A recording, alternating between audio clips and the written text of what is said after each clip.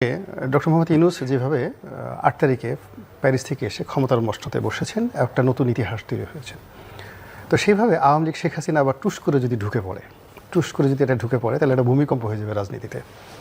এবং দেখবেন যে অনেকের কাপড় নষ্ট হয়ে যাবে, অনেকের হার্ট অ্যাটাক হয়ে যাবে, হাসপাতালগুলো সব ভরে গেছে, একটা চারিদিকে শুধু কান্নার রোল পড়ে যাবে, হাউ মাউ করে কান্না করে এ কি হলো কিয়ামত কয়দিন আর বাকি। এরকম একটা এখন উনি হেলিকপ্টারে আসবে, নরেন্দ্র মোদীর গাড়িতে আসবে, না কিভাবে আসবে আই ডোন্ট নো, স্বপ্নে আসবে না বাস্তবে আসবে, এই আপনি যেটা হাইপোথেটিক্স বলেন, তো টুস করে ঢোকার একটা সম্ভাবনা আছে। অবশ্য একবার আমরা শুনেছি, এটা এআই জেনারেটেড কিনা জানি না, যে আমি তো পাশেই আছি, টুস করে মানে আপনি যখন স্বপ্ন দেখবেন তো বড় কলাটাই দিয়ে বড়টার স্বপ্ন দেখলাম, এগুলো একটা। সেকেন্ড হলো তাকে পাঠানো হতে পারে বা তাকে আনা যেতে পারে। আমি কিন্তু শেখ হাসিনা বা ওবায়দুল কাদের কোনো নাম ধরে বলছি না, কারণ এরা কে জেলে থাকবে কে জেলের বাইরে থাকবে, আমি দল হিসেবে আওয়ামী লীগ। আমি আমার মতো করে বলছি। তো এই গেল একটা, যে শেখ হাসিনা এবং তার যে পুরো টিমটা, এটা যেভাবে doctor Mohammad Yunus meticulously well design pre planned ওয়েতে এখানে আসছেন, এখন এটা প্রমাণিত। এভাবে শেখ হাসিনার প্রত্যাবর্তনটাও ম্যাটিকুলাস, মানে প্রি প্ল্যান্ড ওয়েতে কারো দ্বারা ইনফ্লুয়েন্স যদি হয়ে যায়, তাহলে এক ধরনের মানে বাংলাদেশের রাজনীতিতে কিয়ামত এবং বিএনপির অস্তিত্ব থাকবে না বাংলাদেশে, যেটা আমি বলছি। বিএনপির অস্তিত্ব থাকবে না, এর কারণ হলো থাকবে জামাত থাকবে, এনসিপি লাভবান হবে, এমনকি ডক্টর মোহাম্মদ ইউনূসেরও লাভ হবে আওয়ামী লীগ আসলে, মানে যদি এইভাবে হয়। এর কারণ হলো এই যে সারা বাংলাদেশে খুব ম্যাটিকুলাসে যে কাজটা করা হয়েছে, এই যে শেখ হাসিনার বিরুদ্ধে 300, 400, 500 যে হত্যা মামলা দিয়েছে, কারা দিয়েছে? সব তো বিএনপি লোক দিয়েছে। আওয়ামী লীগের যারা লোকজন, এই যে চাঁদাবাজি যা দখল ঠকল কারা করেছে, বিএনপি লোক দিয়ে করানো হয়েছে, বা বিএনপি লোক করেছে। বিএনপিকে টোটালি মাঠে আওয়ামী লীগের যে রাইভাল করে দিয়েছে, এটা এখন পর্যন্ত বিএনপির কেন্দ্রীয় কমান্ড বুঝতে পারে না। কিন্তু যখন আওয়ামী লীগ চলে আসবে, ফার্স্ট এসে সে কিন্তু জামাতের ধরবে না, জামাত আগেই তাকে ক্ষমা করে দিয়েছে। জামাত আগেই তার সঙ্গে তাকে ফিসিবিলে বলে দিয়েছে, তার সঙ্গে সে গলাগুলি করে সমস্ত কিছু করে সব কিছু আছে। এনসিপি বললো যে আমরা কচি খোকা, আমরা তো এই কাজগুলো করেছি, আমরা আপনার সন্তানের মতো, আপনি তো আমার মায়ের মতো। সেখানে আমার ভাষা চেঞ্জ হয়ে গেছে। ডক্টর মোহাম্মদ অত সুন্দর করে যদি তিনি এটা হাসি দেন, সেখানে বাবার সাধ্য আছে তার সাথে রাগ করার। He has that's kind of magical smiling face. তো এটা একটা নতুন, এবং সবচেয়ে বড় ব্যাপার হলো ডিপ স্টেটের একটা মানে terrorism, counter terrorism, intelligence, counter intelligence থাকে। দেখবেন যে এই মুহূর্তে যারা শেখ হাসিনাকে সবচেয়ে বেশি গালাগালি করছে দেশে এবং দেশের বাইরে, যারা সবচেয়ে বেশি ভারতকে গালাগালি করছে, মোদিকে গালাগালি করছে দেশে এবং দেশের বাইরে, তারা যে মোদির লোক না, শেখ হাসিনার লোক না, এইটা আপনি বুকে হাত দিয়ে বলতে পারেন না। এটাই হলো যাকে বলা হয় ইন্টেলিজেন্সের একটা নিয়ম। এবং ওই লোকগুলো দেখা গেল 100 দিন গালাগালি করে অল অন এ সাডেন এরকম একটা কথা মুখ দিয়ে বলবে, সমস্ত লোক যখন বলবে হ্যাঁ ঠিকই তো, সেইটাই তো ঠিক। ফলে যার জন্য শেখ হাসিনার প্রত্যাবর্তন যদি আসে, আওয়ামী লীগের অংশগ্রহণ যদি আসে, তাহলে বিএনপি সবচেয়ে বেশি ক্ষতিগ্রস্ত হবে। আর যদি লাভ হয় ভবিষ্যতে, যদি দুটো ফর্মেট হলো শেখ হাসিনা উইথ শেখ হাসিনা আওয়ামী লীগ, আর উইদাউট শেখ হাসিনা শেখ পরিবার, রিফাইন্ড মনে করেন একটা আওয়ামী লীগ হলো বাংলাদেশে, সেটা যে কোনো একটা লোকের নেতৃত্বে। এবং সেক্ষেত্রেও এনসিপি, জামাত এবং ডক্টর মোহাম্মদ ইউনূস তাদের লাভ হবে এবং বিএনপি ক্ষতিগ্রস্ত হবে। এবং এটাই হলো ম্যাথ এবং আফটার ম্যাথ, এর বাইরে আমি অন্য কোনো কিছু দেখছি না। সো আমি যদি আপনার কাছে একটু বুঝতে চাই যে জুলাই আগস্ট, এখানে ওই যে ন্যাশনাল চার্টার, জুলাই চার্টার, এগুলো হবার কথা, এবং এক ধরনের বিভেদ আমরা লক্ষ্য করছি। আপনি জুলাই আগস্টে কি মনে করেন? শেষ পর্যন্ত এই জুলাই আগস্ট মাস দুটো অনেকেই মনে করেন খুবই সিগনিফিক্যান্ট মান্থ এবং টার্নিং পয়েন্ট হয়ে দাঁড়াতে পারে বাংলাদেশের রাজনীতির জন্য।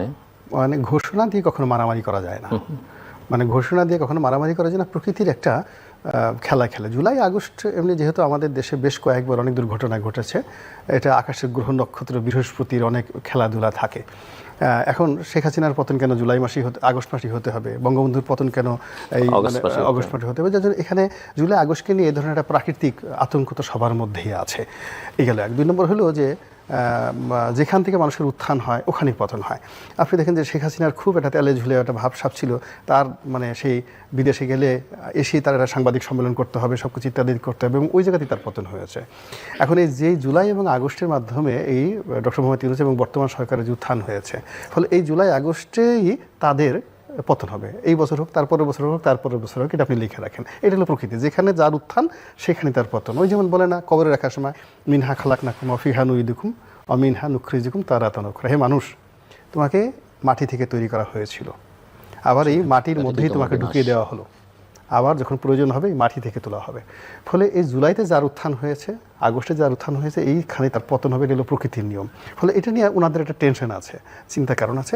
কিন্তু এটা নিয়ে যে এই যে যেটা জুলাই আগস্টের যে চার্টারের কথা যা কিছু বলা হচ্ছে, এটা হয়তো 2024 সনে সম্ভব ছিল, 2025 সনে এটা কিছুই হবে না। যেমন দেখা গেল যে সময়টাতে 32 নম্বর ভাঙা হয়েছে, যে সময়তে গণভবন ভাঙা হয়েছে, গণভবন যেদিন ভেঙেছে তার অর্ধেক শক্তি প্রয়োগ করলে ওই দিন বঙ্গভবন ভাঙা হয়ে যেত, কিন্তু পরবর্তী কিন্তু বঙ্গভবন ভাঙা যায়নি।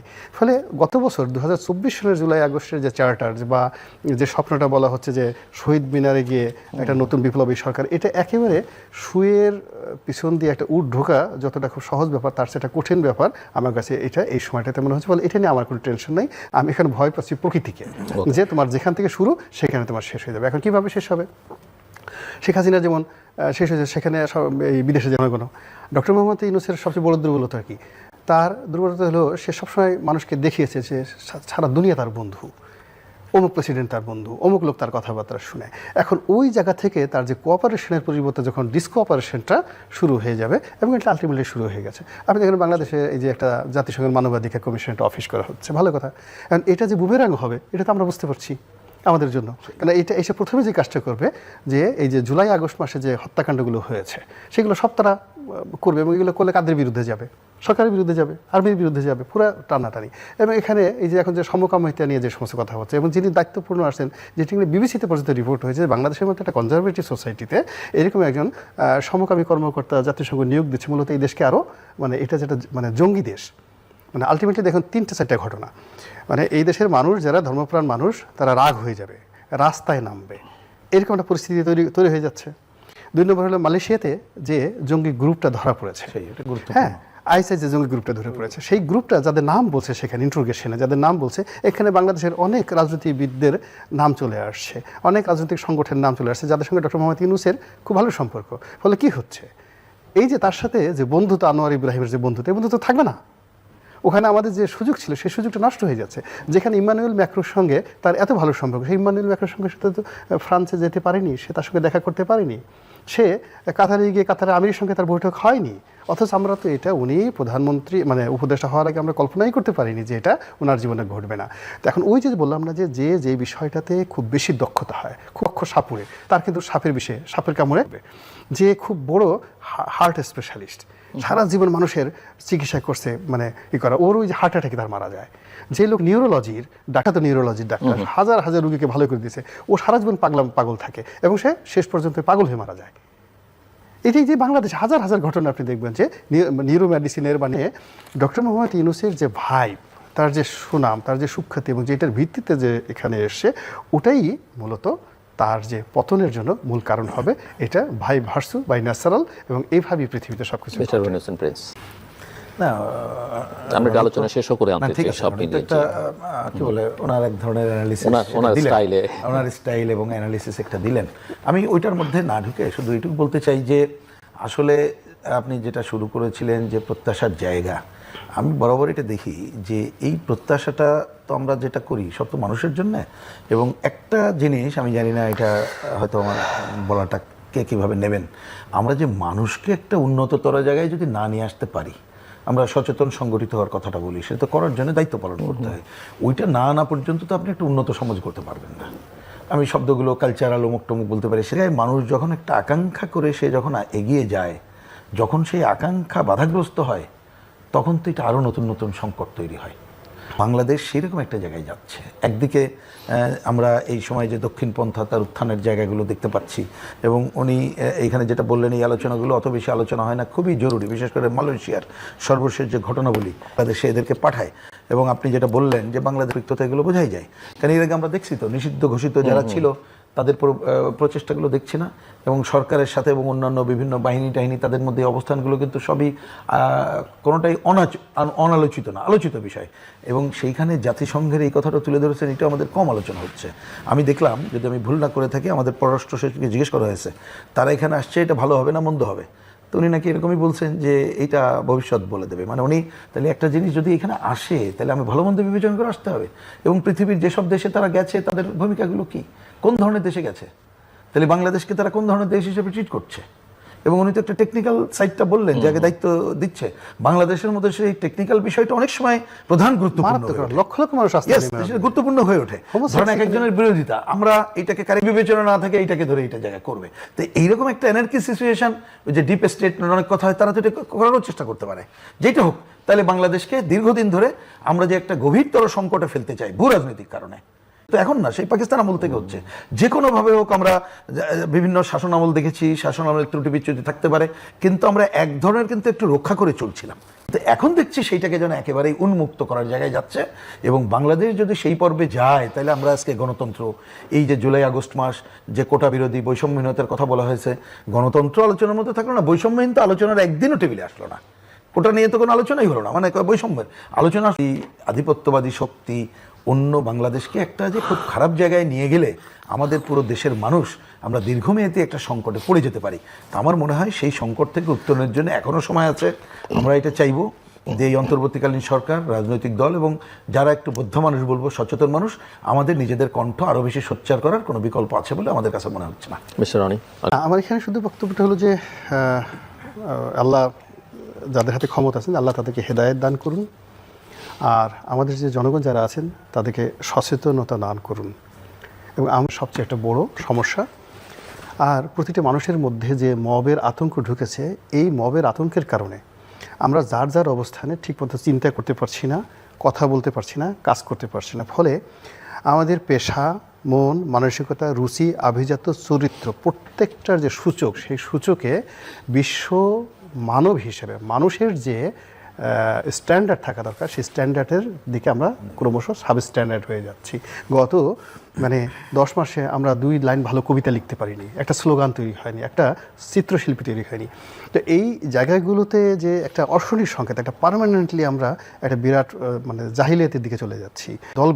এই দলগুলো দেখা গেল শত নির্যাতনের মধ্যে, আওয়ামী লীগের জমানাতে প্রচণ্ড নির্যাতন হয়েছে, যে ত্রিমুখী, আমার পরিবার শেষ করে দেওয়া, আমার ক্যারেক্টার অ্যাসাসিনেশন, আমার ব্যবসা বাণিজ্য, সব কিছু, এত কিছু করার পর রাত্রি 12টা 1টার সময় আমি সেই 5ই আগস্ট রাত্রে আমি ঘুরে বেড়াইছি। আমার কিন্তু মনের মধ্যে কোনো ভয় ছিল না। একদিকে এক পক্ষ আমাকে ডিস্টার্ব করতেছে, অন্যদিকে আরও 10টা বন্ধুকে আমি টেলিফোন করে সেই অবস্থা হয়ে গেছি। এখন কেউ কাউকে উপকার করতে দূরের কথা, বড় বড় সে বসে সচিব বলেন, আইজি বলেন, ডিআইজি বলেন, তারা যে অসহায় চেহারা তাদের দিকে কান্না আসে।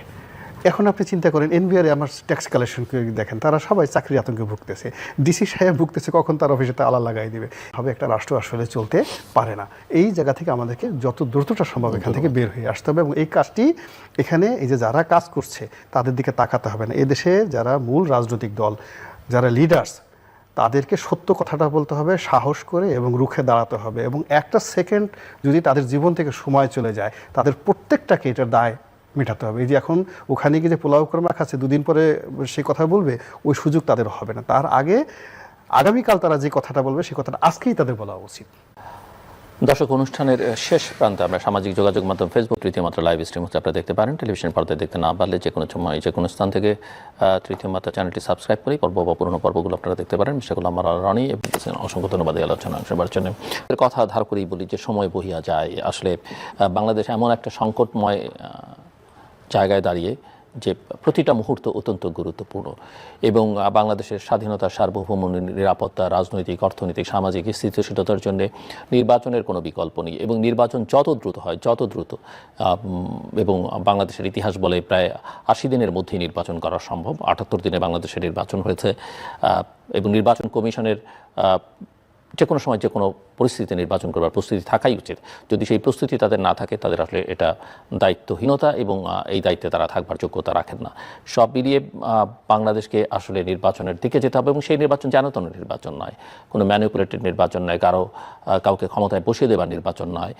জনগণ যাকে ভোট দেবে সেই যেন ক্ষমতায় যেতে পারে, এবং জনগণের মতামতের বহিঃপ্রকাশটা যেন নির্বাচনী ফলাফলে থাকে, এবং তার জন্য একটা অবাধ, সুষ্ঠু, গ্রহণযোগ্য, অংশগ্রহণমূলক, শান্তিপূর্ণ, আন্তর্জাতিক মানসম্পন্ন নির্বাচন অনুষ্ঠান করতে হবে।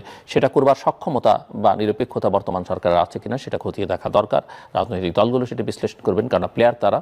একই সঙ্গে তত্ত্বাবধায়ক সরকারের বিধানটিও আদালতে ঝুলে আছে, সেটারও হয়তো আমরা আশা করছি যে নিষ্পত্তি হবে, এবং নিষ্পত্তি হলে সেটা কীভাবে হবে। সব কথার মূল কথা, বাংলাদেশ একটা নিরপেক্ষ, নির্দলীয় সরকারের অধীনে দ্রুততম সময়ের মধ্যে ভালো নির্বাচন দরকার।